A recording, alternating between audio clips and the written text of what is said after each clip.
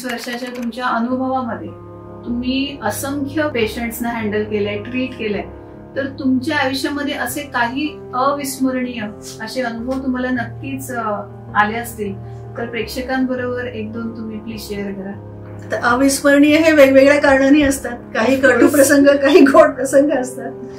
तर एक चांगला प्रसंग म्हणून मी हा सांगू शकते की मी जेव्हा सायकियाट्रीमध्ये स्टुडंट होते त्यावेळी एका हॉस्पिटलमध्ये आमची पोस्टिंग चालू होती आणि तिथे पेशंट्स ट्रीटमेंटसाठी राहत होते. तर अशाच प्रकारे एक स्त्री पेशंट होती जिला मॅनिया हा आजार होता. तर ती पेशंट ट्रीटमेंट घेऊन तिथून निघून गेली आणि त्याच्यानंतर जवळजवळ 4-5 वर्षांनी मी पुन्हा मेंटल हॉस्पिटलमध्ये जेव्हा आले, योगायोगाने तिच्या पुढच्या कुठल्या तरी एपिसोडमध्ये ती मेंटल हॉस्पिटलमध्ये ऍडमिट झाली.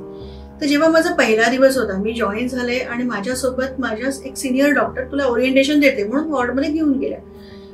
तर कुणाला काही कळायच्या ती अशी जवळ आली, उठून धावत धावत, अरे माझ्या डॉक्टर, माझ्या राजावाडीचे डॉक्टर, असं करत त्या जवळ आली ती पेशंट आणि तिने एकदम माझा हात घट्ट धरला.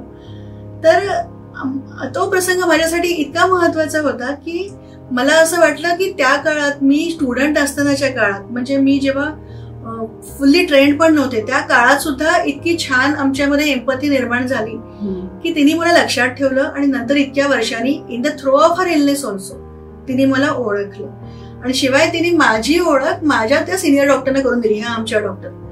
तर त्यामुळे मला असं वाटलं की सायकियाट्री हा काही थँकलेस जॉब नाहीये.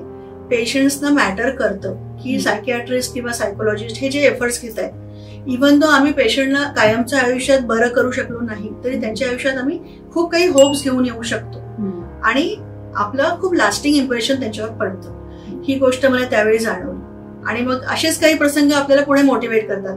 मुलं पेढे घेऊन येतात, 12वी 10वी झालेली मुलं येतात किंवा कॉलेजला ऍडमिशन मिळाली म्हणून पेरेंट्स फोन करतात आम्हाला, किंवा एखादा मुलगा डी ॲडिक्शन होऊन परत जातो, माझं लग्न ठरलं म्हणून येऊन सांगतो.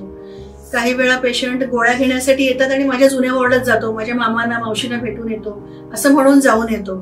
तर तेव्हा हे जाणवतं की ही पण एक कम्युनिटी तयार झालेली आहे आणि एकमेकांच्या सपोर्टनी हे आपापल्या आजारावर मात करून जगण्याचा प्रयत्न करतात and we are a very pivotal role in that. तर त्यामुळे कधी कधी माझ्या करिअरचा मला खूप अभिमान वाटतो. आणि तसं वाईट म्हणण्यासारखं गोष्ट म्हटलं तर असं आहे की काही वेळा सुसाइड्स होतात. आपण कितीही विजिलंट राहिलं आणि कितीही नातेवाईक सुद्धा वेळच्या वेळी औषधे देत राहिले तरी कुठेतरी काहीतरी अडकतं, काहीतरी होतं, रिलॅप्स होतं, काही होतं. पेशंट कधी कधी सांगत नाही आणि गुपचूप गोळ्या फेकून द्यायला सुरू करतात. तर अशा प्रकारे 1-2 वेळा आम्हाला असं काळजाला अगदी चर्र होण्यासारख्या घटना पण घडलेल्या आहेत.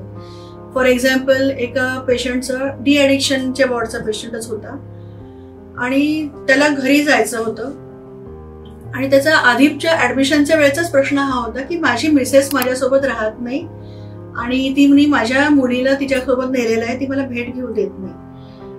तर असं झालं की आम्हाला असं वाटलं की फॅमिलीचं रियुनियन होऊन जाईल, हा डी ॲडिक्शन झालेला आहे, हा शांत झालाय, सोबर झालाय, हा परत जाईल आणि सगळं व्यवस्थित होईल.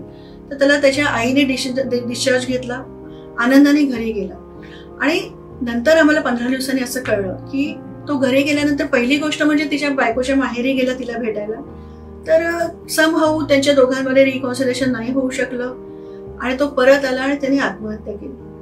तर अशा वेळी कधी कधी असं वाटतं की आपण खूप काही करू शकतो पण आपण देव नाही आणि आपण आपल्या पेशंटच्या we can control every outcome of our treatment, हेही अशा वेळी जाणवतं, जीवाला एक चटका देऊन जातो. तर अशाही काही घटना घडलेल्या आहेत आणि सक्सेस स्टोरी सुद्धा भरपूर आहेत. पण ओव्हरऑल हे क्षेत्र खूप मानसिक समाधान देणार आहे.